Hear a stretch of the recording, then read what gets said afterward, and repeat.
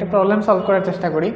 এখানে কোনো একটি নদীতে নৌকার বেগ স্রোতের অনুকূলে, পয়েন্ট স্রোতের অনুকূলে হচ্ছে 18 কিলোমিটার/আওয়ার, আরেকটা হচ্ছে স্রোতের প্রতিকূলে। নৌকাটি কোন দিকে চালনা করলে, মানে আমাদের দিক বের করতে হবে, এবং কোন দিকে চালনা করলে সে সোজা অপর পাড়ে পৌঁছাবে এবং নৌকাটি কত বেগে চলবে।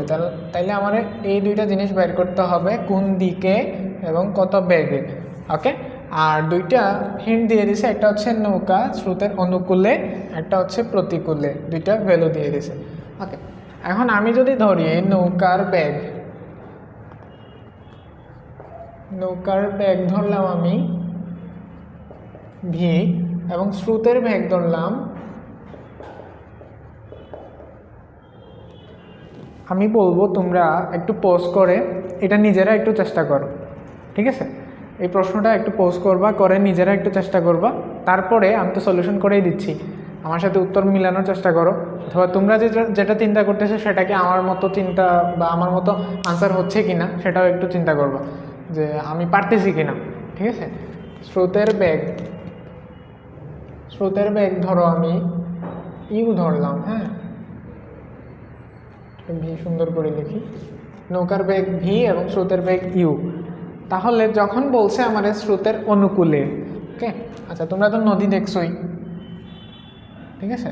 তো নদীতে ধরো আমার এটা যদি দুইটা পার হয় তাহলে এগুলো হচ্ছে জল, এবং সে ধরো এই পয়েন্ট থেকে নৌকা চালাচ্ছে, এখানে ধরো একটা নৌকা, সে এই পয়েন্ট থেকে নৌকা চালাইয়া ঠিক অপর পারে একদম পুরো 90 ডিগ্রি অ্যাঙ্গেলে যাওয়ার চেষ্টা করতেছে।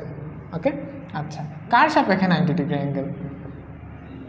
এই দিক বরাবর আমি এরো চিহ্নই বা কেন দিলাম? কারণ নদীটা আমি মনে করলাম এটাতে স্রোত আছে এবং সেই স্রোতটা এই দিক বরাবর ক্রিয়াশীল, নিশ্চয়ই কোনো একটা দিক বরাবর স্রোত ক্রিয়াশীল হবে, এই দিক থেকে এদিক বরাবর স্রোতটা ক্রিয়াশীল, এবং সে যাচ্ছে কোন দিকে?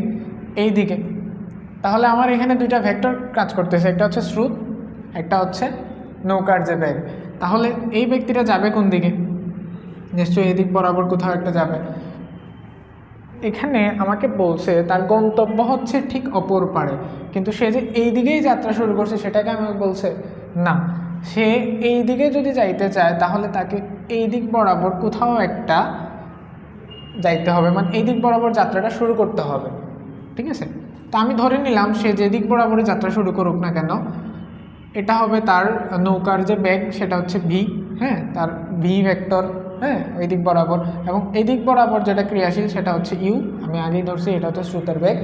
ওকে, আচ্ছা তাহলে ইউ আর ভি যদি আমরা ধরে ফেলি, ইউ আর ভি দুটো ভেক্টরের মধ্যবর্তী কোণকে আমি বলছি আলফা, ঠিক আছে? এবং লব্ধি, তাদের যে লব্ধিটা হবে, তাদের লব্ধিটা যেন হয়, মানে যেটা রেজাল্ট আলটিমেটলি সে কোন জায়গায় যাবে, তার তো ডেস্টিনেশন হচ্ছে ঠিক অপর পারে, তাই না? নৌকার যে ডেস্টিনেশন সেটা কি ঠিক অপর পারে গিয়ে পৌঁছাইতে হবে, কিন্তু সে তো সোজা গেলেই ঠিক অপর পারে পৌঁছাতে পারবে না, কারণ তার এইদিকে একটা স্রোত আছে, তাকে যেতে হবে একটা নির্দিষ্ট অ্যাঙ্গেলে, আলফা কোণে যেতে হবে, গেলে পরে সে এমন একটা জায়গায় যাবে যেটা তার ঠিক অপর পারে। ওকে, আচ্ছা, মানে তার ডেস্টিনেশন এসে পৌঁছে যাবে। এখন আমি যদি এটাকে তার লব্ধি ভেক্টর ধরি, তাহলে লব্ধি ভেক্টর এবং আমার যে কোনো একটা ভেক্টর আমি ধরলাম ইউ ভেক্টর, ওই ভেক্টরের মধ্যবর্তী কোণকে আমি ধরলাম থিটা, মানে আমার স্রোতের সাথে যে লব্ধির মধ্যবর্তী কোণকে আমি থিটা ধরলাম। ওকে, স্রোতের অনুকূলে এবং প্রতিকূলে দুইটা পয়েন্ট আমাকে প্রশ্ন দিয়ে দিছে। আচ্ছা, তো স্রোতের অনুকূলে হচ্ছে স্রোত যেদিকে আমার নৌকার বেগটাও সেদিকে, তাহলে এখানের যে আনসারটা আসছে 18 স্রোতের অনুকূলে, তাহলে সেটা কি হবে? আমার নৌকা স্রোতের সাথে সাথে, ধরো আমার নৌকাটা এই জায়গায় আছে না, এই দিক বরাবরই ক্রিয়াশীল। ওকে, স্রোত যেদিকে ক্রিয়াশীল নৌকাটাও সেদিকে ক্রিয়াশীল, তখন এর ক্ষেত্রে কী হবে? তাদের ভি প্লাস ইউ সমান হচ্ছে 18, ঠিক আছে? এবং স্রোতের প্রতিকূলে বলতে বোঝায় নৌকাটা স্রোতের সাথে সাথে যাচ্ছে না বা স্রোতের দিকে যাচ্ছে না, তার ঠিক বিপরীত দিকে সে ফাইট করে যাচ্ছে, প্রতিকূলতা ফাইট করে তার ঠিক বিপরীত দিকে যাচ্ছে। তাহলে এই কথাটা থেকে আমরা বুঝতে পারি অবশ্যই নৌকার বেগটা বড় হবে স্রোতের বেগের তুলনায়, না হলে কি হইতো? স্রোত তাকে টেনে নিজের দিকে নিয়ে চলে যাইতো, ঠিক আছে? তো যেহেতু আমার এখানে নৌকার বেগটা বড় স্রোতের বেগের তুলনায়, এই কারণেই এই জায়গার মধ্যে একটা পজিটিভ ভ্যালু আসছে, ঠিক আছে? 6 কিলোমিটার/আওয়ার, তাহলে আমি এখানে 6 বসাইতে পারি। এবং এই জায়গায় যদি আমি একটু যোগ করি, যোগ করলে আমার ইউ আর ইউ কাটা যাবে, এখানে থাকবে 2v ইজ ইকুয়াল টু হচ্ছে 24। তাহলে আমি ভি এর ভ্যালুটা এখান থেকে পাইলাম 12 কিলোমিটার পার হাওয়ার। তাহলে আমার নৌকার বেগ হচ্ছে 12 কিলোমিটার পার হাওয়ার। এবং এখান থেকে আমি এই মানটা যদি এই জায়গায় কোথাও একটা বসাই, যেমন 12 প্লাস ইউ সমান 18, তাহলে ইউ ইজ ইকুয়াল টু হবে 18 মাইনাস 12, 6 কিলোমিটার পার হাওয়ার। তাহলে আমি এখান থেকে কী পাইলাম, এটা হচ্ছে আমার নৌকার বেগ, এটা হচ্ছে আমার স্রোতের বেগ এবং নৌকার বেগ এখান থেকে পাওয়া গেল। নৌকার বেগ এবং স্রোতের বেগ পাইলাম, এবং আমি এই জায়গা থেকে তার দিক এবং কত বেগে গতিশীল সেটা আমি বের করতে পারবো। ঠিক আছে, তো কত ডিগ্রি কোণে যাত্রা শুরু করলে সে ঠিক তার অপর পাড়ে গিয়ে পৌঁছাবে, মানে আমার এই জায়গায় আলফার মানটা দরকার। ওকে, আচ্ছা, তা আমি এখানে যদি আমি একটু বলি,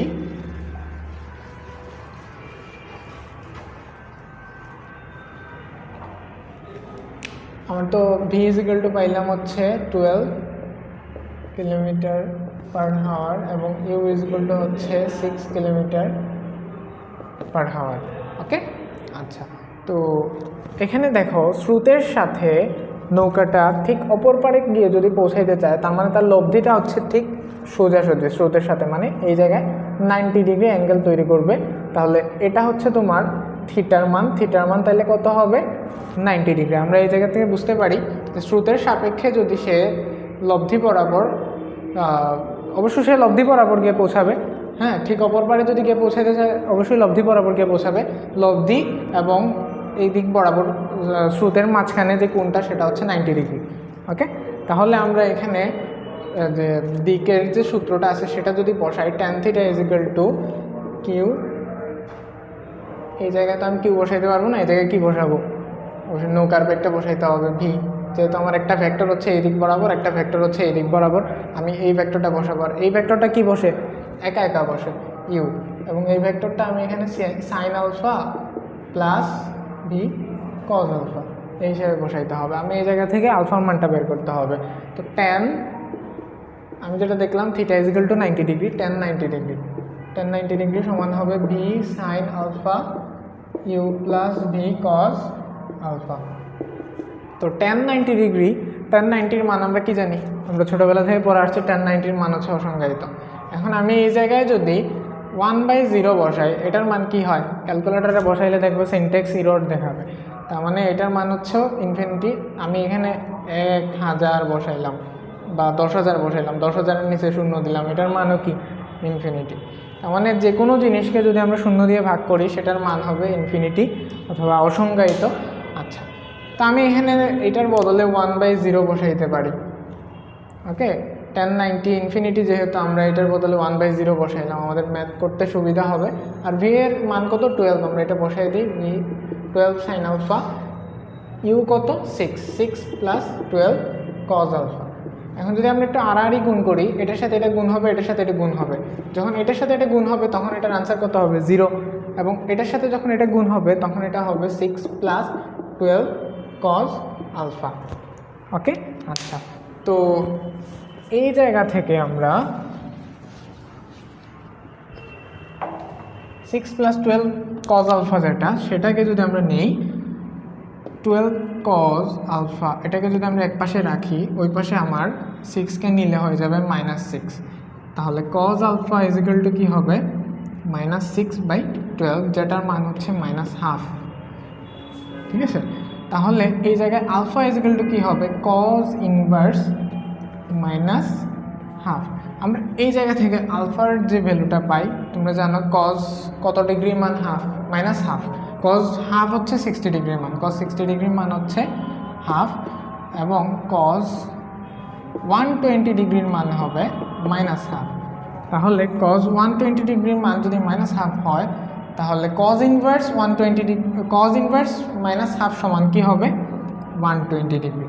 তার মানে আমার আলফার ভ্যালু যেটা বের হইলো সেটা হচ্ছে 120 ডিগ্রি। আমি লিখে দিব এখানে যে আমার যে নৌকা স্রোতের বিপরীতে আলফা হচ্ছে 120 ডিগ্রি কোণে যদি সে যাত্রা শুরু করে তাহলেই সে ঠিক অপর পারে গিয়ে পৌঁছাবে, মানে থিটার মানটা হবে 90 ডিগ্রি, মানে লব্ধি যেটা ওইটার সাথে স্রোতের সাথে লব্ধির কোণটা হবে 90 ডিগ্রি এবং ঠিক অপর পারে গিয়ে সে পৌঁছাবে। কত ডিগ্রি কোণে যাত্রা শুরু করলে? আলফার মান হচ্ছে 120 ডিগ্রি। তাহলে আমার প্রথম যে কোয়েশ্চেনটা করছিল সোজা অপর পারে পৌঁছানোর জন্য কোন দিকে যেতে হবে, তাহলে এটার মান তুমি বলবা alpha is equal to 120 degree.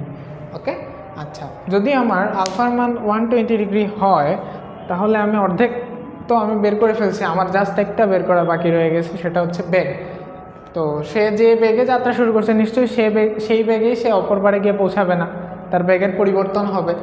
তো তার লব্ধি বেগটাই হচ্ছে আমার এখানে কাঙ্ক্ষিত যে আনসারটা।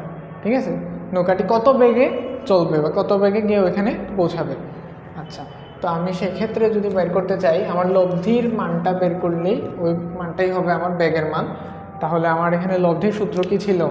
আর স্কোয়ার। তাহলে আমি এখানে ধরো এই ভেক্টরের মান হ্যাঁ আরই ধরতে পারি, ধরলাম R square is equal to V square plus U square plus 2uv cos alpha. তাহলে আমার ভি এর মান আমি জানি, ভি এর মান কত? 12। ইউ এর মান জানি আমি 6, 2 × 6 × 12 এবং cos আলফা, আলফার মানটা আমি একটু আগে বের করলাম 120 ডিগ্রি। আমি এখানে 120 ডিগ্রি বসাইলাম। আমরা জানি 12 স্কোয়ার সমান হচ্ছে 144, 6 স্কোয়ার মানে হচ্ছে 36, এখানে আবার 144 ইন্টু cos 120 ডিগ্রির মান কত? আমি একটু আগে বলছিলাম cos 120 ডিগ্রির মান হচ্ছে -12। তাহলে আমি এখানে -12 বসাইতে পারি। তো -12 যদি বসাই এই জায়গায় মাইনাস চলে আসবে, এটাকে আমি 2 দিয়ে ভাগ করতে পারি। 144 প্লাস 36 মাইনাস হবে 144-এ আমি 2 দিয়ে ভাগ করব, তাহলে আনসার কত আসবে? 72।